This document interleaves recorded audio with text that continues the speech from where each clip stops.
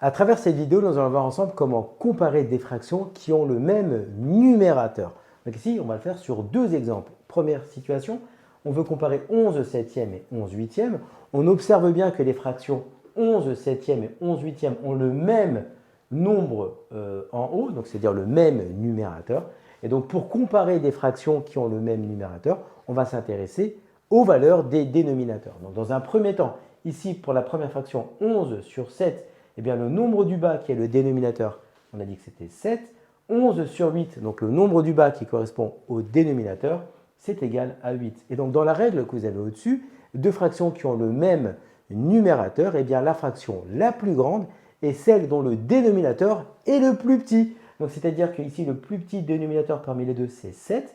Donc la fraction 11 sur 7 sera alors plus grande que la fraction 11 sur 8. On le traite sur une deuxième situation. Dans ce deuxième exemple, on souhaite comparer 13 onzièmes et 13 sixièmes. Donc ici, ce sont des fractions qui ont le même numérateur parce que les nombres du haut dans chacune des fractions respectives est égal à 13. Donc maintenant, on va s'intéresser au dénominateur, c'est-à-dire au nombre du bas. Donc pour la première fraction 13 sur 11, le nombre du bas, eh bien, c'est le dénominateur, il vaut 11. Pour la deuxième fraction, le nombre du bas, c'est 6 qui est le dénominateur.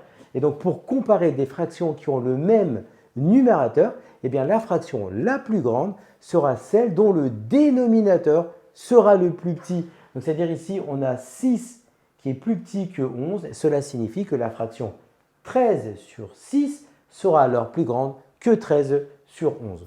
Comme tu as kiffé la vidéo et que tu veux des bonnes notes en maths, alors tu mets un pouce bleu, tu t'abonnes à notre chaîne, tu poses un commentaire, on y répond sans problème. Ensuite, on t'embarque avec nous sur g20enmaths.com.